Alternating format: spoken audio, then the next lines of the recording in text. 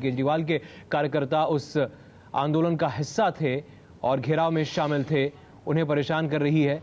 और इसीलिए वो एक दिन पहले जब पुलिस ने बयान देने के लिए बुलाया था, उससे एक दिन पहले पहुंचे संसद मार्ग थाने, लेकिन उन्हें गिरफ्तार करने से इनकार कर दिया। हमारे साथ एबीपी न्यूज संवाददाता नीरज राजपूत जुड़ गए हैं, उनसे बात करते हैं। नीरज, गिरफ्तार नहीं किया गया अरविंद केजरीवाल को? सिद्धार्थ, जो अंदर जो मंत्रणा चल रही थी, मीटिंग चल रही थी जो एडिशनल कमिश्नर हैं इस इलाके के, न्यू दिल्ली डिस्ट्रिक्ट के केसी द्विवेदी के साथ और बाकी आला अधिकारियों के साथ, तो उसके बाद करीब 1 घंटे बाद जो अरविंद केजरीवाल हैं और गोपाल राय, जो जितने भी मनीष सिसोदिया, सभी बाहर आ गए हैं। और मैं रोक रहा हूं आपको नीरज। पुलिस के सामने स्टेटमेंट देते हैं, हमने वो दे दिया। हमने ये भी डिमांड की कि हम मजिस्ट्रेट के सामने स्टेटमेंट देना चाहते हैं, तो उन्होंने कहा कि वो डिसाइड करके बताएंगे कि आगे क्या कार्रवाई होगी। दोबारा रोक करते नीरज राजपूत हमें जानकारी दे रहे हैं। नीरज बताइए। बिल्कुल, उन्होंने ये कहा है कि वो एक तो सबसे पहले उनका स्टेटमेंट रिकॉर्ड कर लिया गया है सभी लोगों का, जिन लोगों के खिलाफ एफआईआर दर्ज की गई थी। 5 एफआईआर दर्ज की गई थी, उसमें पुलिस ने स्टेटमेंट रिकॉर्ड किया गया है अरविंद केजरीवाल का, संजय सिंह का, गोपाल राय का और मनीष सिसोदिया का, और बाकी जो उनके लोग हैं जो अंदर गए थे मीटिंग में। और उसके बाद ही जो अरविंद केजरीवाल और उनके जो साथी थे, उन्होंने कहा पुलिस से कि वो अपना जो बयान है वो मजिस्ट्रेट के सामने देना चाहते हैं, यानी कि सीआरपीसी की धारा 164 के तहत देना चाहते हैं। लेकिन पुलिस ने कहा कि फिलहाल तो वो 161 यानी कि जो सीआरपीसी की जो 161 धारा है, यानी पुलिस के सामने जो एफआईआर जो स्टेटमेंट रिकॉर्ड होता है उसका वो अपने उसके बाद में देखा। मैं रोक रहा हूं फिर से। ये संसद मार्ग थाने की बाहर की सीधी तस्वीरें देख रहे हैं आप।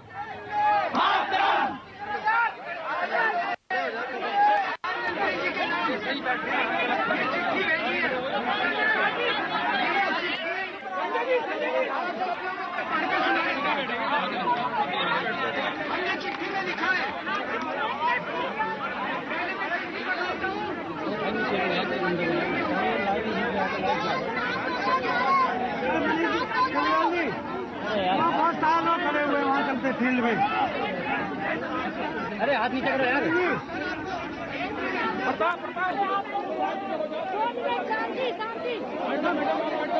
मैडम बैठ जाइए, बैठ जाओ। अरे वहाँ बहुत सारे लोग खड़े हुए वहां चलते। अभी इसके बाद चलेंगे ना यहाँ पे भी। आ रही है। अंदर क्या हुआ? हमने उनसे कहा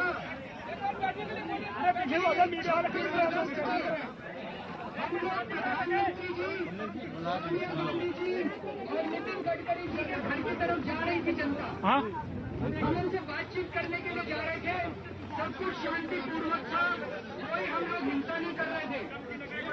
तो हमारे हिसाब से हमने कोई गुनाह नहीं किया। जो कुछ हम कर रहे थे देश के लिए कर रहे थे, भ्रष्टाचार मिटाने के लिए कर रहे थे।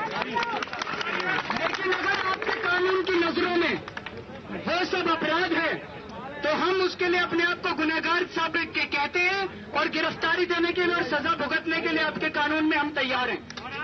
लेकिन और आगे हम करते रहेंगे। लेकिन जो आप जनता को परेशान करते हो, रोज जाके उनके घरों में जा जाके परेशान कर रहे हो, उनको रोज बुला रहे हो यहाँ पे 50-50, 100 लोगों को, वो बंद कीजिए। तो पुलिस ने आश्वासन दिया है कि आज से वो जनता के घरों में जाना बंद कर देगी, वो किसी को परेशान नहीं। भारत माता की, भारत माता की। हमने उनको कहा कि हमें और हमारे कार्यकर्ताओं को डर नहीं लगता, हम आपकी सारी सजा भुगतने के लिए तैयार हैं, जनता को परेशान मत कीजिए आप। तो उन्होंने आज पुलिस ने वादा किया कि वो कुछ करेंगे और जो कुछ कार्रवाई करनी है वो हमारे खिलाफ करेंगे। ये जो मैंने लिख के दिया, इसमें मैंने ये लिखा है, this letter may be treated as, ये जो प्रधानमंत्री को चिट्ठी है इसको भी पढ़ दूंगा। This letter may be treated as statement under section 161 of CrPC. CrPC की धारा 161 के तहत आप पुलिस के सामने स्टेटमेंट देते हैं, पुलिस रिकॉर्ड करती है। I would also like to make my confessional statement before magistrate. Kindly allow me to do that.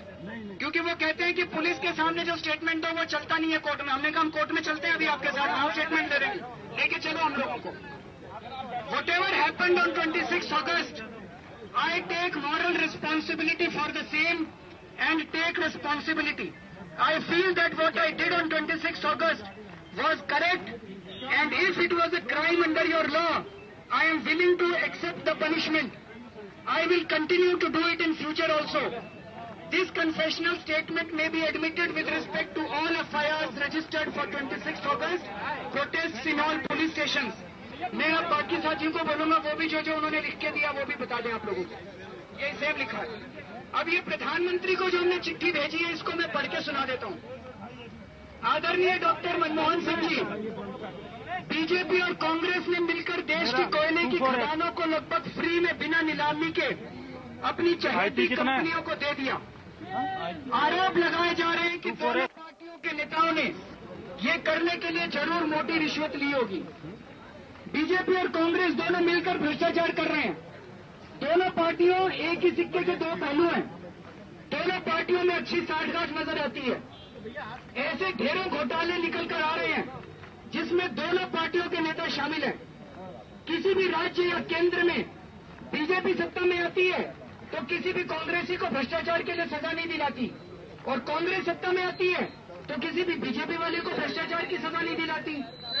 जनता बदलती रहती है, एक बार बीजेपी को वोट देती है, एक बार कांग्रेस को वोट देती है। चाहे जो पार्टी सरकार में आ जाए, ठेके तो उन्हीं कुछ चंद कंपनियों को मिलते हैं जो दोनों पार्टियों की चहेती होती है। दोनों पार्टियों के भ्रष्टाचार और मिलीभगत को जनता के सामने उजागर करने के लिए 26 अगस्त को जनता ने एक दिन का प्रदर्शन किया। प्रदर्शन शांतिपूर्ण था और हम लोगों की तरफ से बिल्कुल अहिंसात्मक था।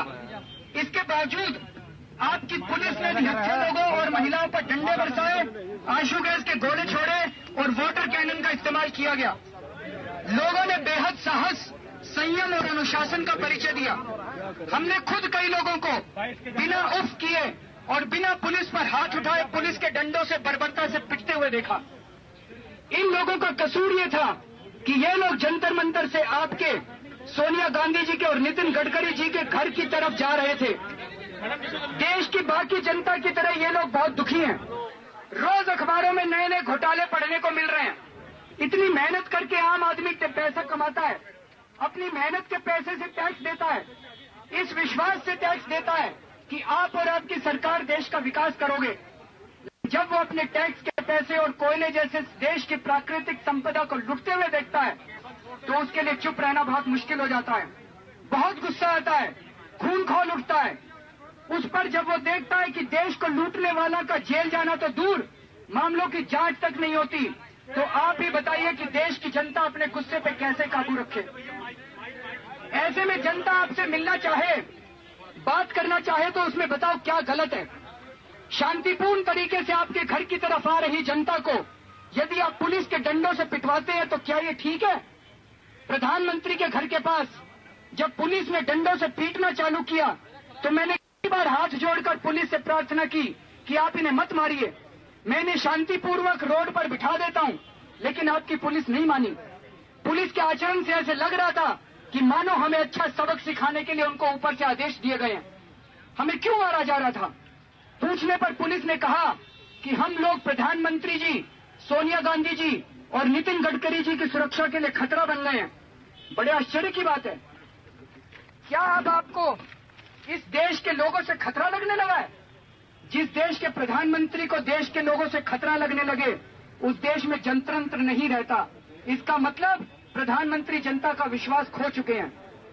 चलिए एक बार के लिए मान लेते हैं कि आपको 1000 लोगों से खतरा लग रहा होगा, पर 26 तारीख की सुबह 6:30 बजे मैं, गोपाल राय और अभिनव, हम तीनों लोग अपने हाथ में तिरंगा लेकर आपके घर के सामने वाली सड़क के फुटपाथ पर धीमे धीमे चल रहे थे। हमें बताया गया कि आपके घर के सामने धारा 144 लगी है। धारा 144 में तो 5 या 5 से ज्यादा लोगों का इकट्ठा होना वर्जित होता है। हम तो 3 ही थे। हमने धारा 144 का उल्लंघन नहीं किया, हमने किसी कानून का उल्लंघन भी नहीं किया।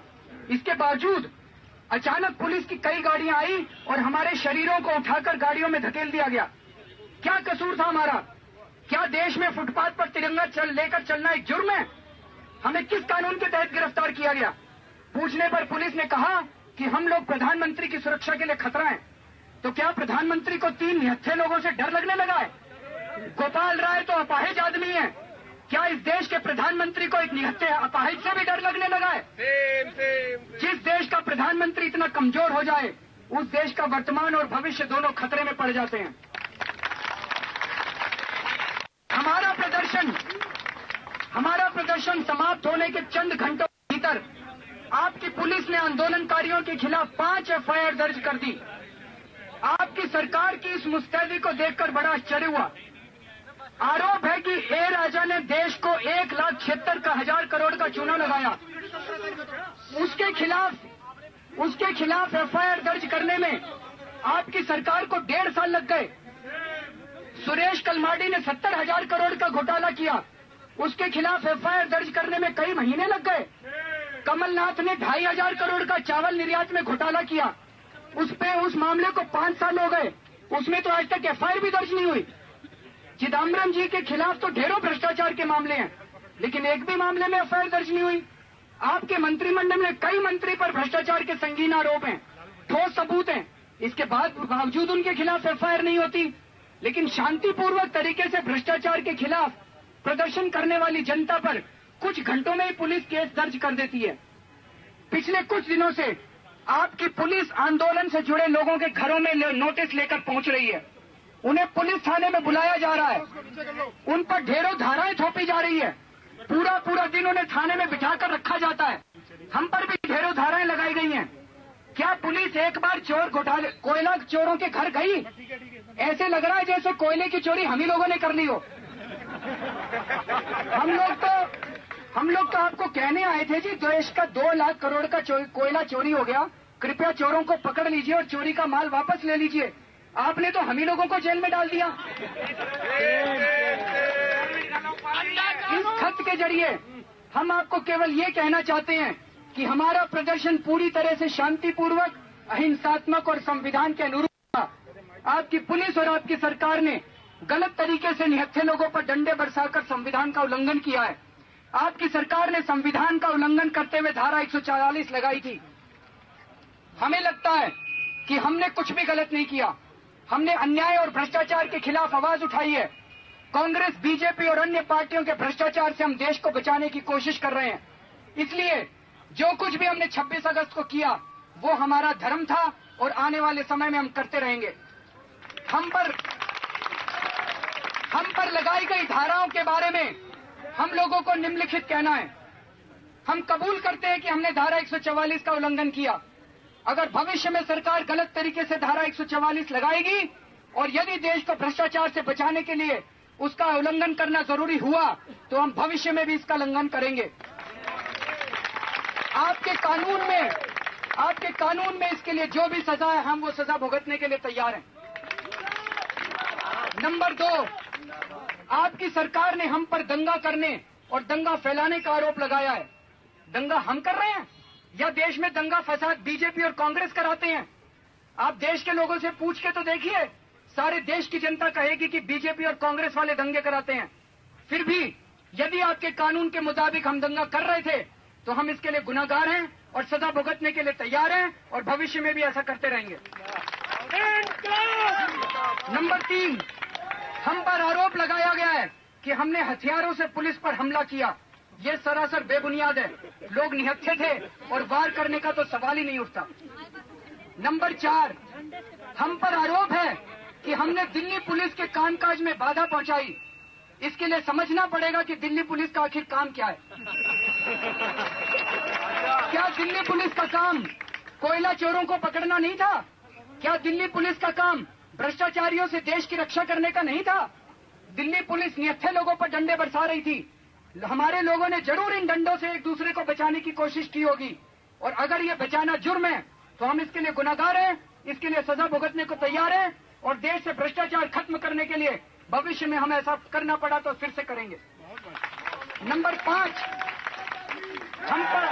हम पर आरोप है कि हमने सरकारी संपत्ति को नुकसान पहुंचाया। हमारी नजर में ऐसा कुछ नहीं हुआ। कुछ साथियों ने पुलिस की बस और जीप के पहियों की हवा जरूर निकाली थी, लेकिन किसी भी संपत्ति को नुकसान पहुंचाने का इरादा हमारा कतई नहीं था। भ्रष्टाचार के खिलाफ लड़ाई के लिए जनता तैयार हो गई है। आपकी जेल और आपकी लाठियां जनता को रोक नहीं सकती। आपकी लाठियां टूट जाएंगी पर जनता का साहस नहीं टूटेगा।